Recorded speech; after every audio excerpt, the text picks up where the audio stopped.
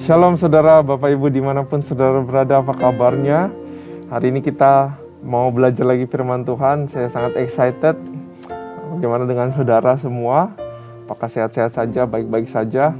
Saya percaya Tuhan terus menyertai kita. Tuhan terus mau berbicara kepada kita lewat firman-Nya. Karena itu saya bersyukur ada program ini, Bible Study, saudara. Nah, mari kita benar-benar serius dan fokus di Bible Study nanti. Tapi sebelum itu saya pengen ajak kita semua untuk memuji dan menyembah Tuhan. Kita siapkan hati kita, karena kita butuh hati yang subur, kita butuh hati yang reseptif untuk terima air, yaitu firman daripada Tuhan sendiri. Mari kita sembah Tuhan, saudara. Mari kita katakan Dia baik. Kita masing-masing berdoa di hadapan Tuhan. Sapa Tuhan, berkati Dia, keluarkan kata-kata yang baik, yang manis buat Dia. Puji nama Tuhan. Ya Radabas,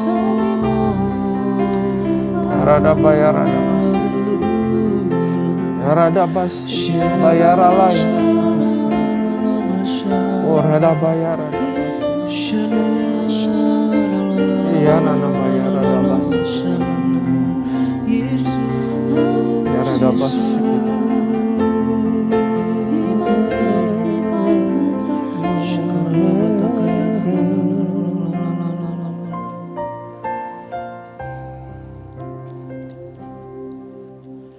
Hatiku tenang berada dekatmu, Kaulah jawaban hidupku.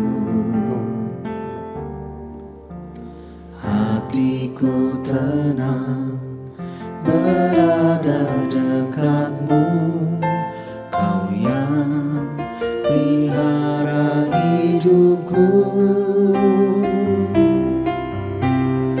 Pertolonganmu begitu ajaib, Kau telah memikat hatiku.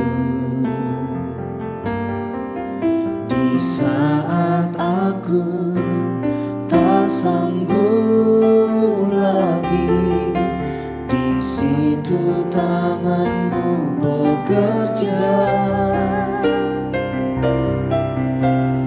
Pertolonganmu begitu ajaib, Kau telah memikat hatiku.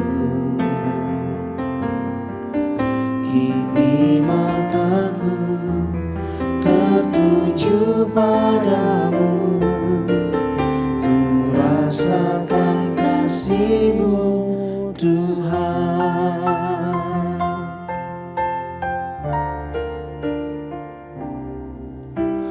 Hatiku tenang berada dekatmu, Kaulah jawaban hidupku. Hatiku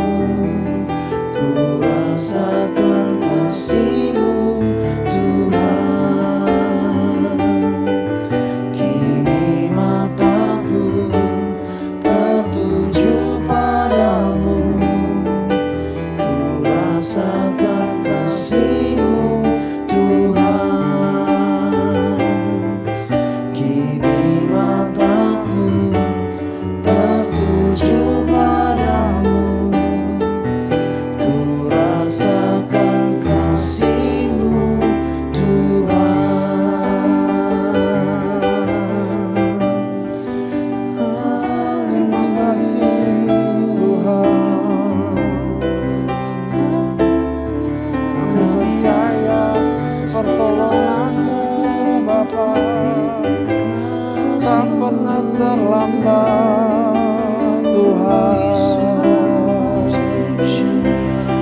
Ya rala ya rada basi, ya rala ya rada basi.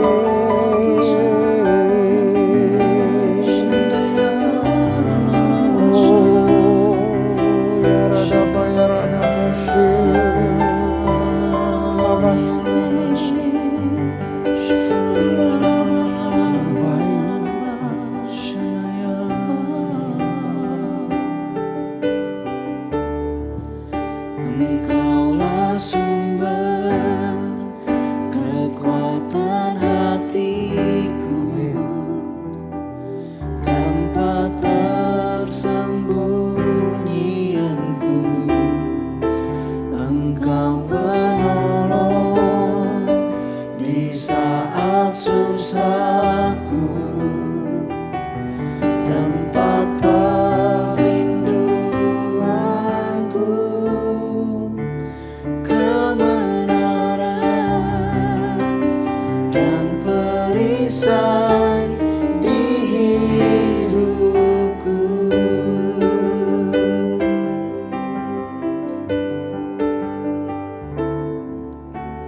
Kuasa-Mu nyata di dalam kelemahanku, kekuatan-Mu menopang seluruh hidupku. Dari mana datang pertolonganku? Hanya Yesus pertolonganku. Engkaulah sumber kekuatan hatiku, tempat persembunyianku. Engkau penolong di saat susahku, tempat perlindunganku, kebenaran dan perisai di hidupku.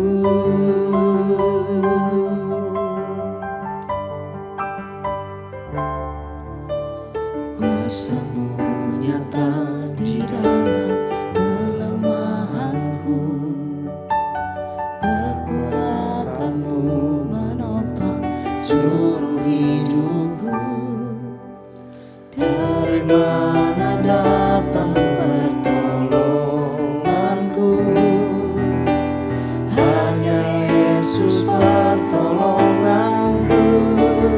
Engkaulah sumber kekuatan hatiku, tempat persembunyianku. Engkau penolong di saat susahku, tempat perlindunganku, kebenaran dan perisai di hidupku.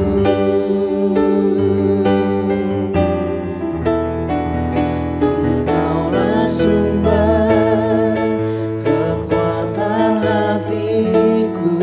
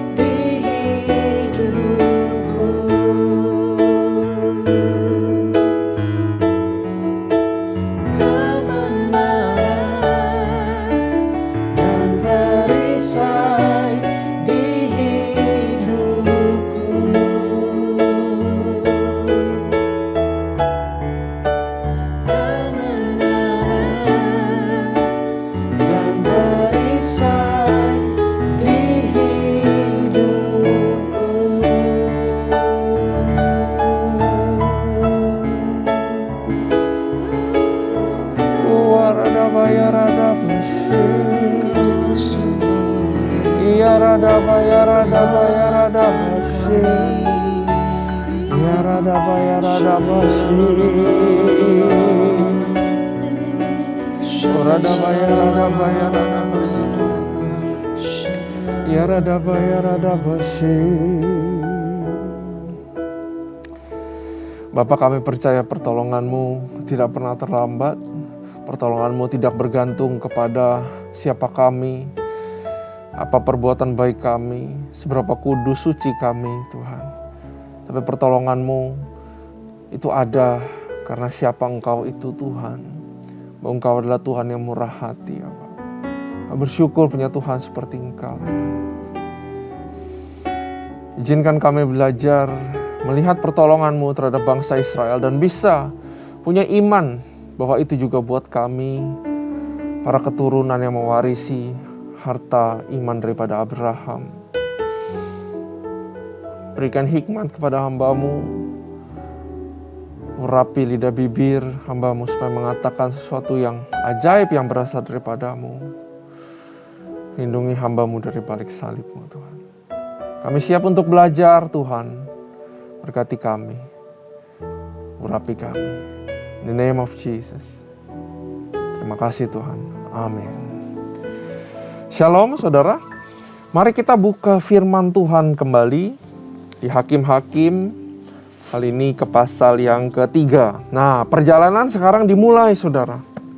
Cerita berlanjut. Ya, mereka sudah menduduki tempat-tempat. Tapi ada juga musuh-musuh.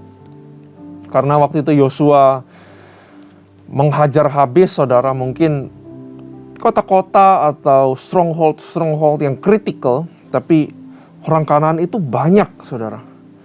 Sehingga semua kebagian pusaka dan semua kebagian tugas, semua belum selesai pertempurannya. Ya. Nah, mari kita baca pasal 3 mulai dari ayat yang ke-1, saudara. Kita di sini akan lihat bahwa ada 3 hakim-hakim. Saudara, ayat 1. Bangsa-bangsa asli yang dibiarkan tinggal di Kanaan. Inilah bangsa-bangsa yang dibiarkan Tuhan untuk tinggal, untuk mencobai orang Israel itu dengan perantaran mereka, yakni semua orang Israel yang tidak mengenal perang Kanaan. Nah, saudara, bahwa di sini dijelaskan bahwa orang Israel itu nggak bisa perang. Karena mereka sebelum masuk ke tanah Kanaan, mereka wandering aja di situ. Selama 40 tahun lamanya, ya, mereka tidak mengenal perang, mereka settle, mungkin mereka pindah-pindah, saudara, mereka beternak, mereka hidup kayak biasa aja, saudara. Nggak ada perang, nggak ada ini, nggak ada itu. Mungkin ada ya sedikit, tapi dikatakan di sini bahwa mereka nggak bisa perang, bangsa Israel, karena itu Tuhan punya maksud.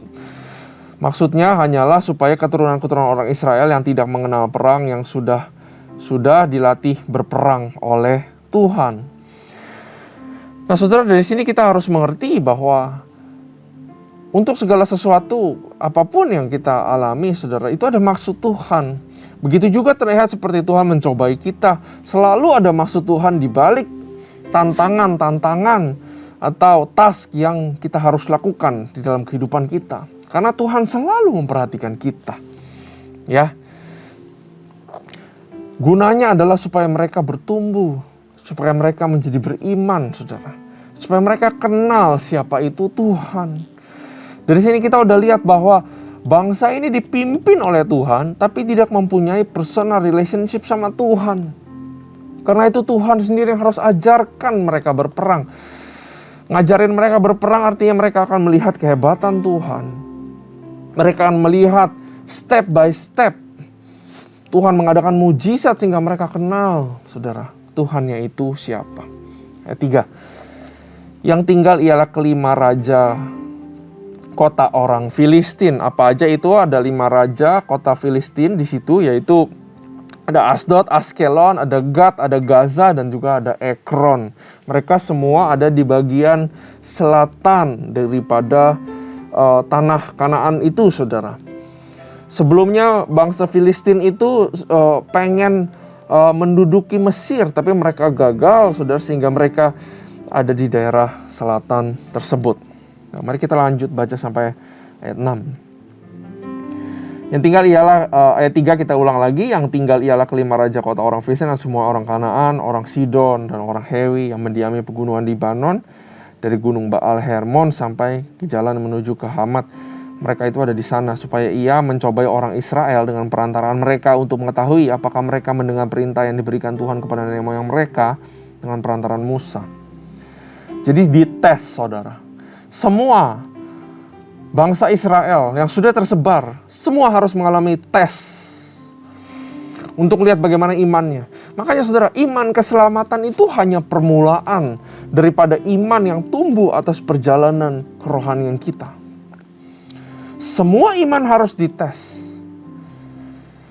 Gak ada satupun orang Kristen yang tidak mengalami ujian atau mengalami tes daripada Tuhan. Karena Tuhan pengen iman yang benar-benar murni, pengen relationship yang benar-benar murni seperti emas dengan Tuhan. Karena itu saudara gak perlu merasa sendirian kalau saudara sedang mengalami masalah atau pergumulan. Karena pergumulan dialami semua orang Kristen. Dan pergumulan yang dilewati bersama Tuhan akan mendatangkan kekuatan dan pertumbuhan kedewasaan buat kita semua. Sehingga kita siap untuk menghadapi tantangan selanjutnya. Karena di balik tantangan yang lebih besar, pasti ada reward yang lebih besar juga, saudara. Karena lewat cobaan, lewat proses itulah, kita dibentuk menjadi bejana yang menyenangkan hati Tuhan. Itu utamanya, bukan hasilnya, tapi prosesnya, pembentukannya. Susah payahnya, penderitaannya. Lihat mujizat di dalam penderitaan, dan disitulah yang membentuk who we are. Yang sesungguhnya, saudara. Ya, that's the nature of test, atau yang namanya cobaan. Ayat 4, mereka itu di sana supaya mencobai orang Israel dengan perantaraan mereka untuk mengetahui apakah mereka mendengarkan perintah yang diberikan Tuhan kepada nenek moyang mereka dengan perantaraan Musa. Ya, ini adalah tesnya. Supaya tahu kita itu orang Tuhan apa orang dunia. Ayat 5, demikianlah orang Israel itu diam di tengah-tengah orang Kanaan, orang Het, orang Amori, orang Feris, orang Hewi, dan orang Yebus. Mereka mengambil anak-anak perempuan, orang-orang itu menjadi istri mereka dan memberikan anak-anak perempuan kepada mereka, kepada anak-anak laki-laki orang-orang itu, sehingga beribadah kepada Allah orang-orang itu. Ya, jadi mereka campur di dalam situ, saudara. Nah, saudara, mereka ini gagal tes ini, saudara. Ya, orang Israel ini gagal tes ini. Di sini adalah titik mulainya jatuhnya bangsa Israel. Mereka biarin diri mereka kawin campur. Disinilah mulai Tuhan bilang dia tidak akan melindungi. Orang-orang bebas menyerang, bangsa-bangsa bebas menyerang. Mereka akan rasakan jalan sendiri itu gimana rasanya. Tentu ada maksud supaya mereka bertumbuh. Tentu ada maksud supaya mereka bisa merasakan pertolongan Tuhan, saudara. Ya, nah disinilah muncul hakim-hakim yang pertama. Mari kita baca. Otniel ayat 7. Orang Israel melakukan apa yang jahat di mata Tuhan. Mereka melupakan Tuhan, Allah mereka, dan beribadah kepada para Baal dan para Asyera. Lalu bangkitlah murka Tuhan terhadap orang Israel, sehingga ia menjual mereka kepada Kusyan Risyataim, raja Aram Mesopotamia. Dan orang Israel takluk kepada Kusyan Risyataim 8 tahun. Jadi 8 tahun itu di bawah Aram Mesopotamia. Roh Tuhan menghinggapi dia. Ayat 9. Lalu berseluruh orang Israel kepada Tuhan. Ya, cycle-nya begitu terus. Habis menderita, teriak-teriak ke Tuhan. Lalu berseluruh orang Israel kepada Tuhan, maka Tuhan membangkitkan seorang penyelamat bagi orang Israel, yakni Otniel, anak Kenas, adiknya Kaleb. Ya, Otniel ini adalah menantunya Kaleb. Dia menikah dengan anak perempuan daripada Kaleb. Ya, Otniel ini adalah orang yang, jadi Kaleb itu sebenarnya adalah angkalnya dia atau pamannya dia. Jadi Otniel ini adalah anggota keluarga, inner circle, bisa dibilang mungkin gak inner banget, saudara. Tapi Otniel ini bisa dibilang adalah orang yang melihat sendiri kisah inspiratif iman pamannya Kaleb dan juga mungkin teman pamannya si Kaleb, si Joshua itu sendiri. Ya, Othniel tidak ditulis dia sifatnya kayak bagaimana, tidak juga tertulis dia melakukan dosa apa segala macam juga enggak. He is fine. Dia adalah hakim-hakim pertama yang oke. Dipakai Tuhan, dihinggapi Roh Kudus. Salah satu evidence yang saya bisa temukan, ya karena dia pamannya Kaleb itu. Bahwa ada influensi daripada keluarga. Walaupun hanya seorang paman, ada influensi iman yang begitu hebat. Sehingga sampai keponakan aja, akhirnya dipakai Tuhan. Luar biasa, saudara. Ya, nah di sini katanya bangsa Israel itu menyembah Baal dan Asyerah.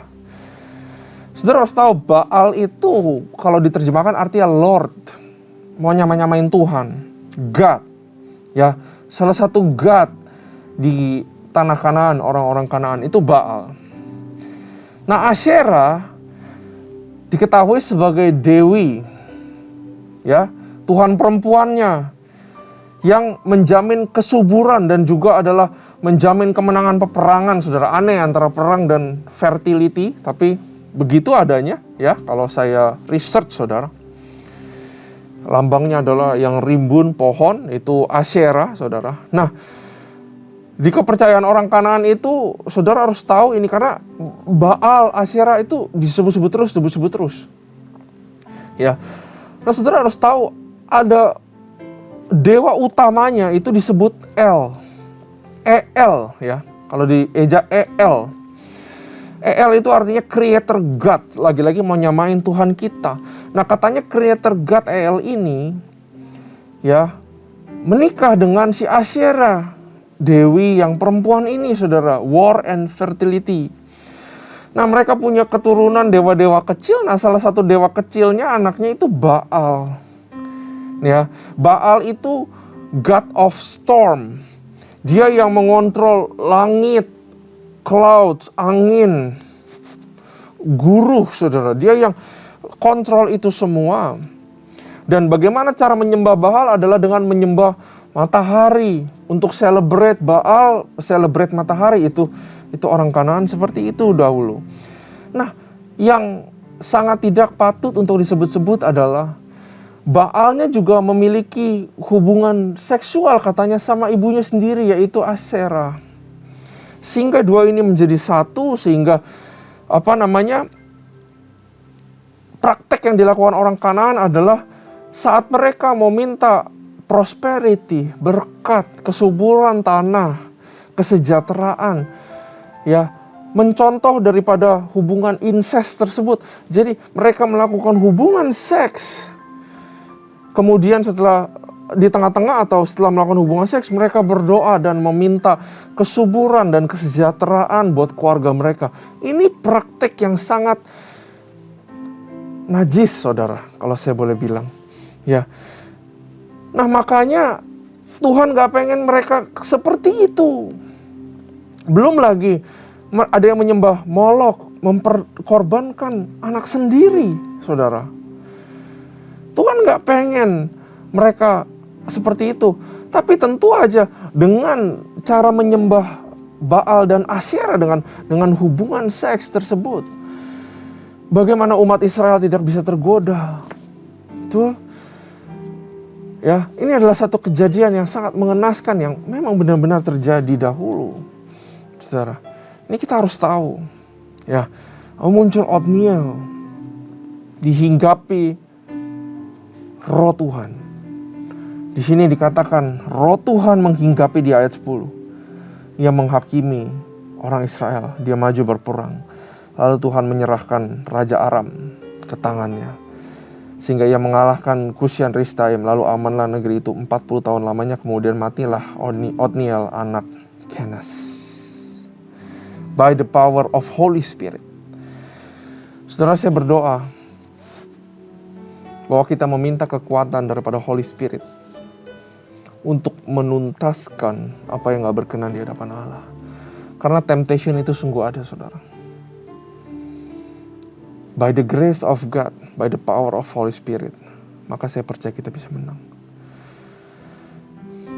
Saya berdoa kita semua dihinggapi Roh Kudus ada di dalam kita, tapi saya rindu kita semua dibaptis kembali, diberikan kekuatan of the Holy Spirit untuk menang melawan musuh-musuh kita. Amin, saudara. Othniel bisa dipakai Tuhan. Evidence terdekat yang bisa diketahui, dia terinfluensi sama pamannya Caleb, pahlawan iman. Dia lihat pamannya dengan teman Caleb, yaitu Joshua. Dua orang yang beda dengan yang lain.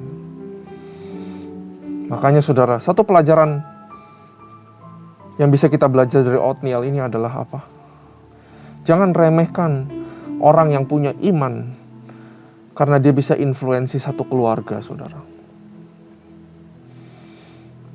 Mungkin kita pengen keluarga-keluarga kita diselamatkan Tuhan, mengenal Tuhan. Saudara tahu, jalan nomor 1 selain mendoakan apa? Tetap pegang iman seperti Kaleb, seperti Yosua. Itu akan seperti virus, sehingga keponakan aja dipakai Tuhan, saudara. Apalagi anak sendiri, saudara. Saudara, kita kalau pengen anak kita dipakai Tuhan, melakukan pekerjaan Tuhan, memuliakan Tuhan, kita orang tuanya pegang iman kita. Jangan pernah goyah. Karena kita tinggal tunggu waktunya. Anak-anak kita, orang-orang yang kita kenal, anak-anak rohani kita terinfluensi, dan juga tinggal tunggu saatnya Roh Tuhan memakai mereka. Seperti Tuhan pakai Othniel, saya berdoa, anak-anak saudara, keluarga saudara, istri saudara, seluruh sanak saudara, komsel saudara, gereja saudara, semua dipakai Tuhan, dihinggapi the power of Holy Spirit, dibaptis kembali dengan kekuatan Holy Spirit, dan menumpaskan musuh melakukan pekerjaan Tuhan pada zamannya. Amin, saudara. Nah, kita lanjut. Ehud nama yang terkenal ya di Israel, saudara. Beberapa prime minister dari Israel selalu depannya Ehud. Ehud ayat 12, tetapi orang Israel melakukan pula apa yang jahat di mata Tuhan. Kembali lagi, 40 tahun menang doang, orang Kanaan di tanahnya ya tetap aja ada, maka akan kembali lagi. Makanya dosa harus dibasmi tuntas. Tetapi orang Israel melakukan pula apa yang jahat di mata Tuhan. Lalu Eglon, Raja Moab, diberi Tuhan kuasa atas orang Israel, oleh sebab mereka telah melakukan apa yang jahat di mata Tuhan. Raja ini mengajak Bani Amon dan Bani Amalek menjadi sekutunya. Lalu majulah ia dan memukul orang Israel kalah. Kota pohon korma diduduki mereka. Kota pohon korma apa, saudara? Itu Jericho. 18 tahun lamanya orang Israel menjadi takluk kepada Raja Eglon. 18 tahun takluk kepada Eglon, Raja Moab. Lalu orang Israel berseru lagi kepada Tuhan, maka Tuhan membangkitkan bagi mereka seorang penyelamat, yakni Ehud, anak Gera, orang Benjamin, seorang yang kidal. Dengan perantaraan orang Israel, biasa mengirimkan upeti kepada Raja Eglon, Raja Moab, dan Ehud membuat pedang yang bermata dua, yang panjangnya hampir sehasta. Di sandangnya itu di bawah pakaiannya, pada pangkal paha kanannya. Jadi Ehud ini, dia dari dalam hati mungkin sudah berniat untuk melakukan sesuatu buat bangsa Israel, tentu yang baik. Ya, makanya dia udah siapin pedang bermata dua, saudara. Pedang bermata dua itu, kalau saudara lihat bentuknya, dia itu bukan untuk nyabet, saudara, tapi untuk tusuk. Dia udah siapin loh sebenarnya. Ya. Kemudian ia menyampaikan upeti kepada Raja Eglon, Raja Moab. Adapun Eglon itu seorang yang sangat gendut. Gendutnya itu benar-benar gendut, saudara. Setelah Ehud selesai menyampaikan upeti itu, disuruhnya pembawa-pembawa upeti itu pulang. Mungkin dia sudah mau bunuh, saudara. Tapi makanya dia berpisah. Dia ada pikiran lain, saudara. Maka ayat 19, tetapi ia sendiri berhenti pada batu-batu berpahat di dekat Gilgal Saudara ingat Gilgal, tempat yang dinamakan Gilgal itu di tengah sungai, ya, di mana Tuhan membelah lagi, mengingatkan dulu dia juga membelah waktu laut, waktu bangsa Israel keluar dari Mesir.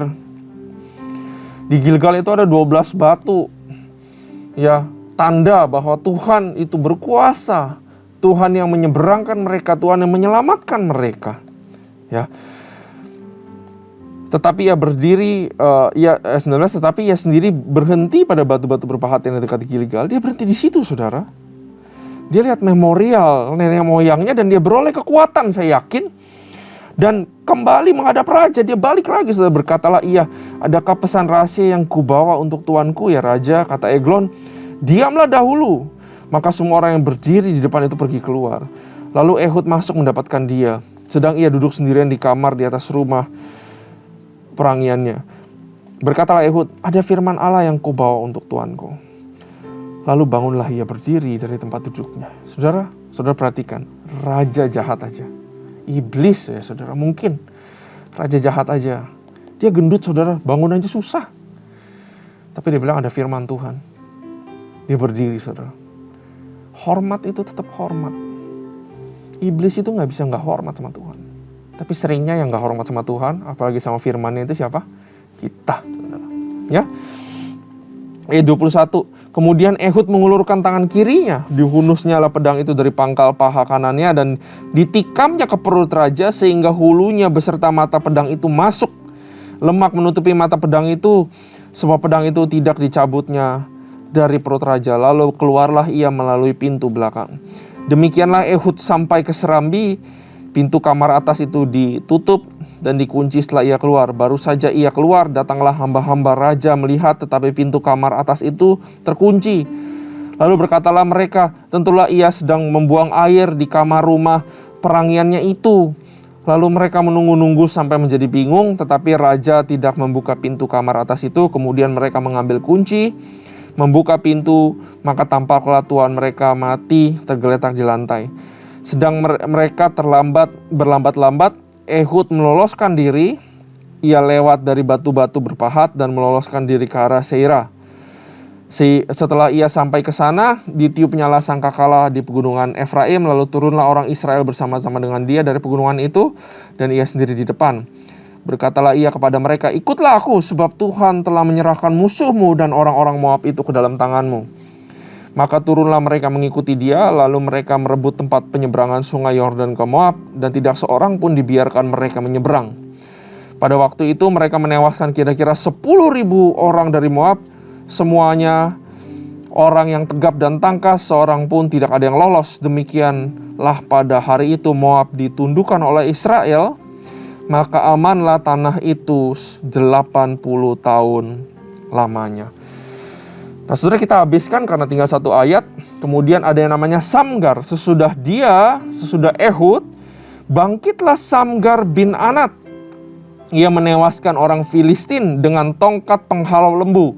Jadi kita bisa lihat Samgar adalah farmer atau orang yang beternak aja, peternak. Ya, dengan tongkat penghalang lembu 600 orang banyaknya, saudara. Demikianlah ia juga menyelamatkan orang Israel. Ehud dari dalam hati mau berbuat sesuatu, punya rencana mau menolong bangsa Israel.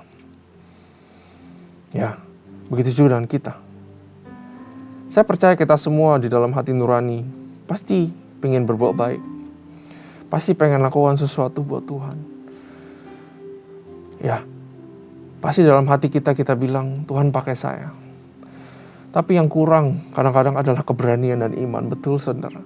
Dia udah bawa pedang loh. Mungkin saatnya gak tepat. Mungkin timingnya gak tepat. Makanya dia tetap bergumul. Saya tetap pengen melakukan sesuatu buat Tuhan. Saya pengen tetap bantu Israel. Mungkin kita juga begitu. Saya tetap pengen bantu orang. Mungkin kita ragu. Tapi Ehud berhenti di Gilgal. Dan dia ingat betapa Tuhan begitu maha kuasa dan luar biasa. Ada memorial batu-batu pahat di sana. Mungkin batu yang pahat itu batu-batu yang sudah dipahat-pahat sama orang Kanaan. Tadinya batu-batunya Yosua, saudara. Yang sudah dijadikan tempat penyembahan berhala mungkin. Dan Ehud lihat itu bahwa saya harus membela kebenaran. Baik itu saya mati atau enggak. Saya harus melakukan sesuatu. Maka yang menjadi kelemahan Ehud yaitu dia tangan kiri, saudara. Itu kelemahannya dia. Orang tangan kanan lah yang tentara warrior itu 90% tuh tangan kanan. Dia tangan kiri, lemah. Di militeri dianggap lemah. Karena semua pikir warrior itu tangan kanan, kalau bawa senjata pasti ditaruh di paha kiri. Tapi Ehud kebalikannya, pedangnya ditaruh di paha kanan. Sehingga nggak ada yang pegawai istana nggak ada yang periksa. Semua periksa paha kiri. Pedangnya Ehud ada di paha kanan, saudara. Apa yang tadinya lemah, tapi menjadi sesuatu kekuatan. Nah, saya percaya inilah yang kita semua adalah orang-orang yang lemah, saudara. Tapi di dalam kelemahan kita lah kuasa Tuhan menjadi nyata. Amin. Begitu juga dengan Samgar. Pakai tongkat untuk beternak itu lembu, untuk penghalau lembu. Nggak dikasih tahu berapa lama dia perang, tapi dia halau 600 orang dengan senjata yang notabene dibanding senjata yang lain nggak ada apa-apanya. Saudara, saya berdoa kita bisa bangkit dan kita bisa menjadi pahlawan-pahlawannya Tuhan. Berdiri di atas kaki dian iman kita. Menjadi terang dunia. Nah, saya percaya Tuhan akan pakai kita. Jangan pikir, Tuhan yang saya punya cuma segini. Saya cuma punya begini. Semuanya tidak ada yang spesial, saudara. Otniel. Gak bisa apa-apa kalau gak dihinggapi. Kuasa daripada Tuhan. Ehud.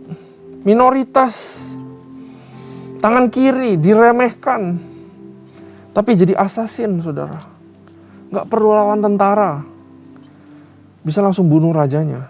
Samgar, seorang farmer, seorang yang bercocok tanam, seorang yang punya ternak-ternak, saudara, dipakai Tuhan. Siapapun bisa dipakai Tuhan. Amin, saudara. Saya berdoa kita dipakai Tuhan. Tapi hati kita harus mau untuk dipakai Tuhan. Amin, saudara. Tuhan tidak cari orang yang perfect. Tuhan cari orang yang mau. Apapun yang kita punya di tangan kita, itu tidak menghalangi rencana Tuhan tergenapi. Asal kita mau dipakai untuk pekerjaan Tuhan. Amin, saudara. Mari kita jadi berkat seperti hakim-hakim ini. Bapak, terima kasih buat firman-Mu. Kami sadar bahwa pertolongan-Mu selalu nyata buat bangsa Israel. Begitu juga pertolongan-Mu selalu nyata buat kami, Tuhan. Tidak tergantung siapa kami, pertolongan-Mu pasti menolong kami, Tuhan. Tapi kami selain itu juga kami mau dipakai untuk menjadi alat-alat untuk menolong orang-orang, Tuhan. Mungkin yang kami punya gak banyak. Kami bukan orang spesial. Kami gak bisa ngomong. Kami gak punya apa-apa. Tapi kami percaya, asalkan kami mau, Roh-Mu yang akan jadikan kami kuat.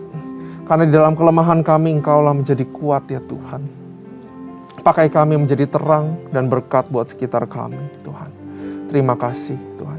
Hanya di dalam nama Tuhan Yesus, kami berdoa, haleluya, amin. Tuhan Yesus memberkati saudara.